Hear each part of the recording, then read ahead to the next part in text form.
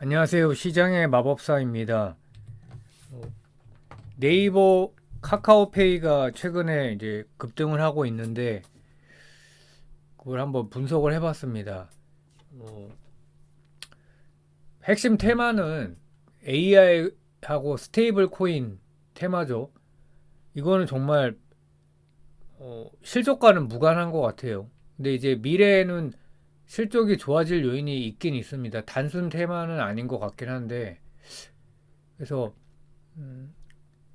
하정우 네이버 클라우드 AI 혁신센터장이 이제 정부의 관료로 들어간 거죠. 대통령실 AI 미래기획 수석에 임명돼서 그리고 오늘 또 중기부 장관 후보에 한성숙 네이버 전 CEO가 내정이 돼서 뭐 청문회를 하겠죠. 어, 그래서 모든 뉴스를 다 호재로 받아들이고 있어요. 막 거래량이 엄청난 것 같아요.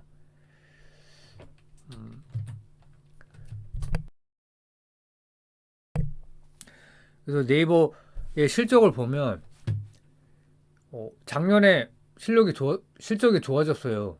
전 별 몰랐었는데 그래서 매출이 11%, 영업이익 33%가 증가했고 1분기도 매출이 10%, 영업이익 15% 증가, 영업이익률도 뭐 18%대를 기록을 했고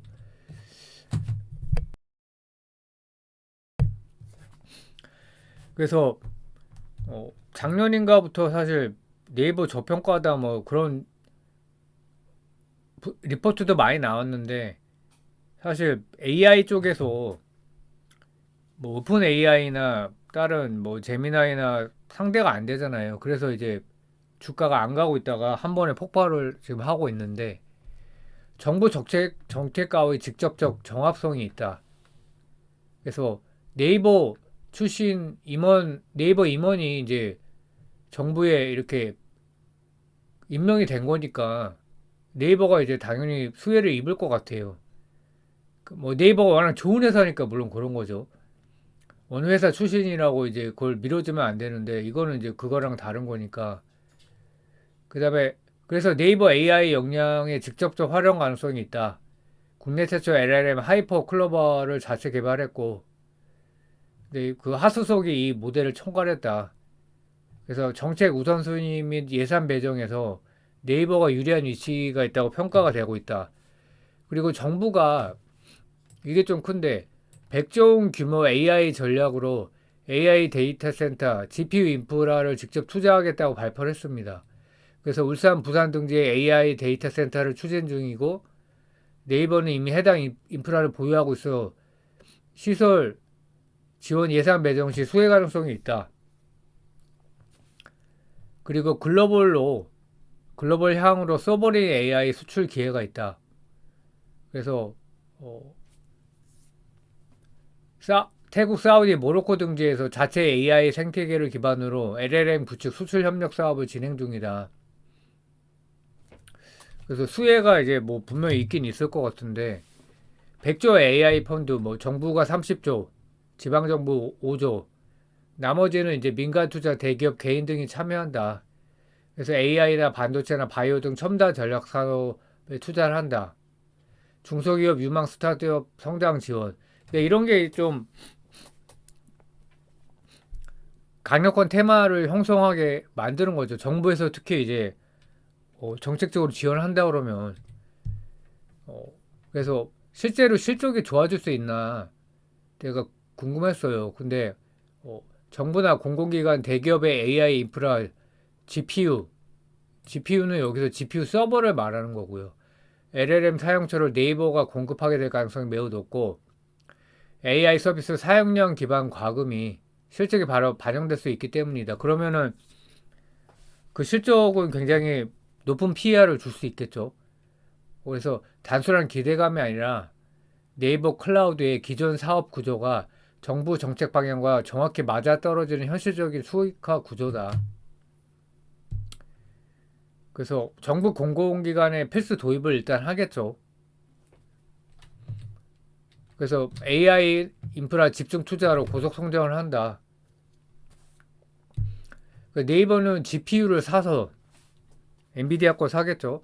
클라우드 서버를 만들어서 다른 기업 기관에 임대하고 사용료를 받는 사업자입니다. 이게 클라우드 사업이고 GPU를 대량 구매해서 AI 고속도로를 깔고 거기를 유료 개방해서 통행료를 받는 구조다. GPU를 구매해서 AI 데이터 센터를 짓고 클라우드 서비스를 팔아서 수익을 낸다. 그래서 정부의 서버린 AI 정책이 확대되면 이제 공공기관, 공기업들이 네이버 클라우드에 GPU 서버를 더 많이 임대하게 되고 이게 이제 실적에 반영된다. 근데 GPU 서버가 뭐냐? 이제 고성능 컴퓨터예요. GPU 서버는 AI 연산에 특화된 초고속 컴퓨터다.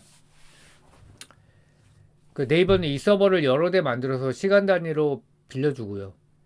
LLM API는 뭐냐? AI 기능 이용권이다. 네이버가 만든 AI 모델을 빌려 쓰는 거다. 기업이나 개발자들이 네이버 걸 쓰면 이제 이런 기능을 쓸 수 있다는 거죠. 애플리케이션 프로그래밍 인터페이스의 약자인데 소프트웨어 기능을 빌려 쓰는 통로다. 그래서 편의점 자판기 버튼처럼 생긴 기능이다. API가 그 버튼을 누르면 음료가 바로 나오는 것처럼 그 AI를 개발하지 않아도 바로 그 기능을 쓸 수 있게 해주는 거다. 네이버가 만든 AI 모델은 이미 준비되어 있고 이 문장을 요약해줘라고 API를 호출하면 네이버 서버에서 결과를 보내준다. 내가 직접 기능을 만들지 않아도 되고 요청만 보내면 결과를 받아온다. 카카오도 이제 뭐 폭등하다가 지금은 이제 카카오페이만 오르고 있죠. 근데 이제 카카오는 실적을 보면 실적 부진이 지속되고 있고 자회사 중복 상장. 그래서 뭐 카카오뱅크나 뭐 카카오 게임즈, 카카오페이. 그래서 카카오의 투자 가치는 저는 높지 않다고 보고 있어요. 투자 대상은 아니다. 그러면 이제 카카오페이는 뭐 괜찮죠. 근데 실적을 보니까 3년 연속 적자고, 근데 매출은 많이 성장했어요. 근데 1분기가 매출이 성장하면서 영업이익 흑자 전환을 드디어 했습니다. 44억. 근데 이제 스테이블 코인 도입 기대감으로 카카오페이가 이제 제일 주목을 받고 있고, 또 김현범 전 기재부 1차관이 대통령실 정책실장으로 임명됐다. 그래서 가상자산 정책 수립에 영향력 행사가 가능성이 있다. 뭐 지역화폐 기대도 있다. 자회사 증권 부분의 흑자 전환. 뭐 이것도 이유가 있겠죠. 증권주가 지금 대폭등을 하고 있잖아요. 그 네카오가 이제 스테이블 코인 도입 시 수혜를 있냐?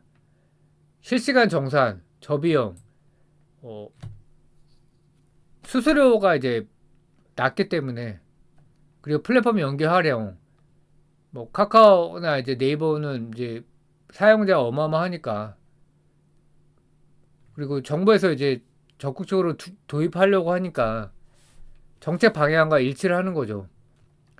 그래서 김영범 전 기재부 1차관이 임명이 되었다. 그래서 경력을 보면 뭐 엘리트죠. 근데 이제 요게 있죠.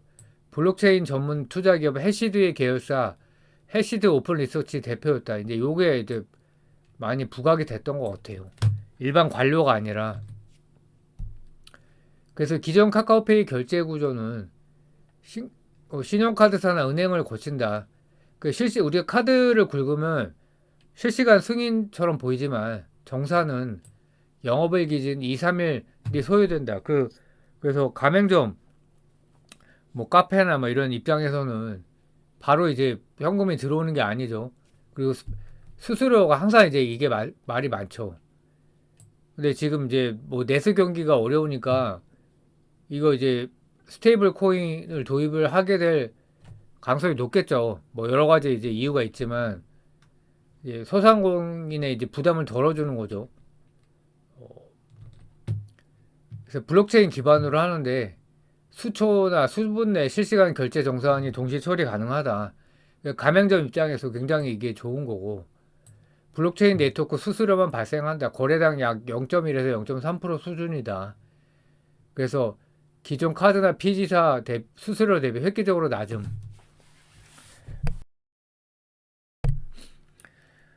그래서 카드사나 피지사는 그럼 어떻습니까? 대형 악재죠, 대형 악재. 그래서 이 기술이 정말 산업의 지용도를 바꾸는 것 같아요. 해외 결제 시도도 가능하다. 해외 가맹점에서 결제, 직구 같은 거 할 때. 그래서 이제 뭐 수수료가 1.5에서 3%인데 기존은 0.1에서 0.3이면 이게 어딥니까? 어마어마하게 차이가 나죠. 그래서 소버린 AI가 근데 실현 가능하겠는가? 근데 저는 좀 의문을 품었어요. 뭐 다 좋은데 그래서 유튜브나 넷플릭스, MS 오피스, 윈도우, 뭐 스마트폰은 삼성 거는 있지만 테슬라, BYD 다 이제 대부분이 미국 거고 중국 거에 하나 있죠. 우리가 이제 토종이 뭐 티빙도 그렇고 하려고 했는데 결국 어떻게 됐습니까? 안 됐다는 거죠. 그래서 소버린 AI가 뭐 검색 엔진을 보면 우리가 네이버가 이제 장악을 했죠. 그런 야후 파이낸스나 야후나 예전에 뭐 구글을 물론 구글도 많이 사용하지만 지배적 사업자가 네이버기 때문에 AI도 이제 물론 포기하면 안 되겠죠. 근데 이제 만만치는 않을 것 같아요. 그러니까 공공기관에서 의무 사용 가능성이 높을 거다. 어, 데이터 주권, 개인정보 뭐 국가안보 논리를 들이밀어서 그 시장을 일단 만들어서 우리가 AI에서 조금이라도 이제 해외 진출하려면 내수에서도 뭔가 이제 만들어내야지. 근데 민간 기업은 이제 강제가 어려운 거죠. 얘네랑 이제 경쟁이 안 된다는 거죠. 챗GPT, 제미나이, 뭐 클로드나 퍼플렉시티. 그래서 저는 뭐 또 어렵다고 보는데 이제 처음부터 그런 생각을 할 필요는 없겠죠. 현실적 범위가 이제 공기업 이런 쪽이겠죠. 그래서 공공시장 전용 모멘텀으로 뭐 보는 게 현실적이고 어, 스테이블 코인 이게 일단 뭐냐 뭐 달러도 그렇지만 달러에 이제 패깅이 되는 거죠. 1코인은 1원으로 가치가 고정되는 거죠. 달러 스테이블 코인은 뭐 1코인이 1달러 이렇게 되는 거고요. 디지털 화폐다. 어, 워낙 스테이블 코인을 발행해서 송금 결제 해외 거래 시 빠르고 수수료 저렴하게 사용 가능하다. 그러면 이제 카카오페이, 네이버페이, 토스 등에서 사용 가능성이 매우 높죠.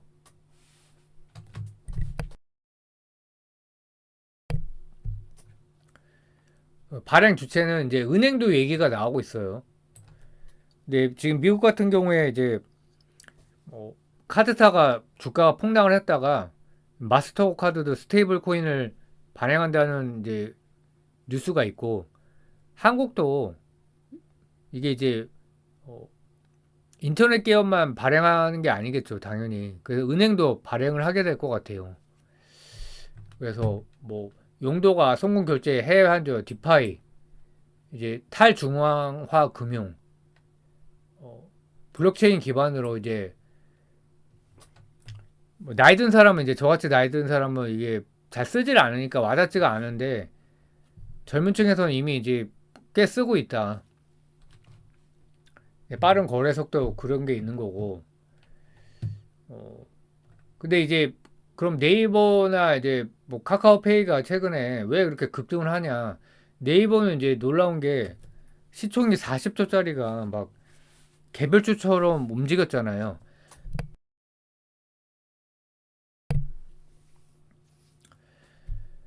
은행 영역까지 이제 진출할 수 있기 때문에 그런 것 같아요. 이 시장이 굉장히 크잖아요. 스테이블 코인으로. 그래서 저는 이제 뭐 나이 든 사람은 이제 그렇게 생각할 수 있겠죠. 저도 그렇지만 아 이거 꼭 해야 되나 스테이블 코인을. 근데 이제 이걸 안 하게 됐을 때 이제 달러 스테이블 코인을 사람들이 쓸 거란 말이에요. 그러면 왜냐하면 결제 효율, 글로벌 경쟁, 신금융 사업 진입을 위해서 도입이 불가피한 거죠. 달러 스테이블 코인만 있으면 우리가 대응을 안 하면 요게 이제 여기서 넘어가는 거죠. 그래서 한국은행도 원칙적으로는 찬성하는데 통제 가능해야 된다. 원화 스테이블 코인을 굳이 도입해야 되는 이유는 경제 송금 비용, 결제와 송금 비용을 절감해 준다. 어, 중개 비용이 대폭 축소되고 실시간 결제 송금도 된다. 그러니까 이거를 원화를 안 한다 그러면 사람들이 자동으로 편한 걸 찾게 되잖아요. 그러면 이제 거기서 주도권이 넘어간다는 거죠. 그래서 대응을 안 할 수가 없는 게 맞는 것 같아요. 그래서 글로벌 스테이블 코인에 대한 수비적 도입이라도 해야 된다. 그러니까 이런 얘기를 하죠. 원화 스테이블 코인이 무슨 소용이 있냐. 달러나 이제 달러 스테이블 코인이 다 장악을 하는데 맞아요. 근데 이제 방어를 안 하면 국내도 잠식을 다 당하니까. 그래서 달러 스테이블 코인이 한국에서도 P2P나 해외 직구, 여행업에서 이미 사용되고 있다. 그래서 미래 웹3 디지털 경제를 대비해야 된다. 만약에 안 하면 뭐 예를 들면 그거 자율주행 우리가 테슬라한테 뭐 테슬라나 BYD에 뒤지고 있지만 아예 포기할 수는 없는 거잖아요. 그러니까 뭐래도 해야 되니까 국가 경쟁력이 저하된다. 그냥 아날로그 시대를 살 수 있다. 그러니까 웹3 결제 시스템에서 웹3는 이제 블록체인 기반으로 한 차세대 인터넷이다. 그러니까 사실 약간 와닿지 않죠. 실생활에서 저도 그렇고 막 이제 월렛이나 뭐 디지털 월렛 막 얘기 많이 듣는데 뭐 그 비번을 몰라갖고 그, 그 소유자가 이제 사망했는데 비번을 몰라서 영원히 열 수 없다 막 그런 우리 기사를 보잖아요. 그래서 핀테크 신금융 산업을 육성한다. 은행에 의존하지 않은 자체 금융 생태계 구축 가능하다. 그러니까 소비자 편익 확대. 그 은행 영역을 침범하는 거니까 은행도 이제 분명히 이제 맞대응을 할 건데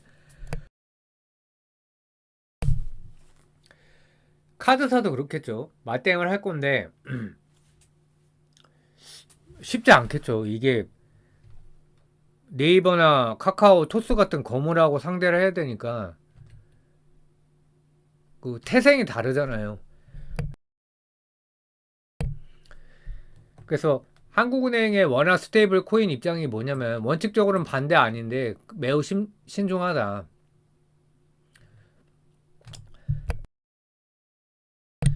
왜냐하면 외환 통화 정책에는 매우 우려하는 입장이다. 그래서 신중한 거죠.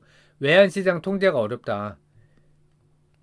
원화 스테이블 코인에 달러 스테이블 코인 환전이 쉬워지면 달러 수요가 늘어 외환 시장에 추가 부담이 가능하다. 그러니까 복잡해지는 거죠. 일단 여행에서 그렇고 직구할 때 그렇고 다 달러 스테이블 코인을 많이 하게 되면 달러로 이제 일단 환전한 다음에 바꿀 거 아니에요. 그러면 이제 그 외환 시장에 좀 어려워지는 거죠. 그리고 어, 민간이 스테이블 코인 발행할 경우에 통화량과 이동성이 원화가 아니라 스테이블 코인인데 이거를 이제 정책 통제 범위를 벗어나면 이게 이제 굉장히 심각한 상황이 되는 거죠.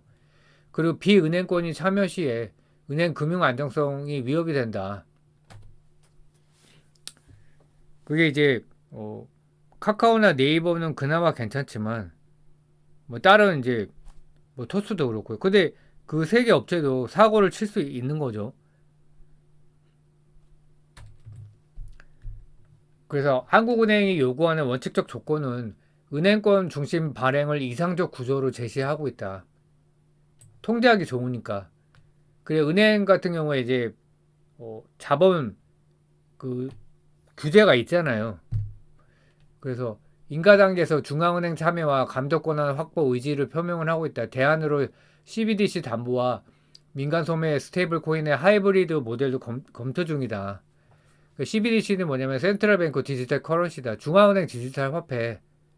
어, 그러니까 뭐 1,000원, 만원, 5만 원이다. 이거를 그냥 그대로 디지털로 만든 거예요. CBDC가. 그래서 이제 아무래도 안정성을 무시할 수가 없는 거죠. 왜 규제 일본도냐? 풀어줘야 되는 거 아니냐? 근데 이제 금융시장이 외환 시장까지 영향을 끼칠 수 있기 때문에 분명히 이제 너무 위험한 거는 맞죠. 근데 이거는 달러 스테이블 코인도 마찬가지입니다. 분명히 이제 위험성이 있기 때문에 그래서 한은의 감독 권한 강화 요구가 병행 논의 중이다. 그래서 민간이 원화 스테이블 코인을 대규모 발행 시 한국은행의 통화량 금융정책이 통제력을 잃을 가능성. 만약에 이제 통제력을 잃는데 이거는 이제 난리 나는 거죠. 진짜. 뭐 금융시장발 대공황이 일어날 수 있기 때문에 그 중앙은행이 금리를 조절해도 시장에 풀린 디지털 원화는 규제 바뀌다. 그 이게 벌써 듣기만 해도 이제 살벌하죠. 이거 한국은행이 가장 우려하는 핵심 포인트고 또 하나 이제 지급불능 리스크가 있죠. 민간 발행사의 담보자산 관리 부실, 파산 시 원화 스테이블 코인 가치 붕괴 가능성이 있다. 테라 루나 폭락이 그렇죠. 뭔가 유동성에 문제가 있다라는 루머가 퍼지면 그래서 증명을 못하면 난리가 나는 거죠. 그래서 제가 좀 안 좋게 얘기하는 거잖아요, 결국. 근데 시장이 지금 어떤 새로운 시장이 열리는 거기 때문에 근데 이제 네이버가 수혜를 받을 거는 가능성이 매우 높아 보이고 카카오페이도 그렇고요. 그래서 지금은 사실 매매 관점이죠.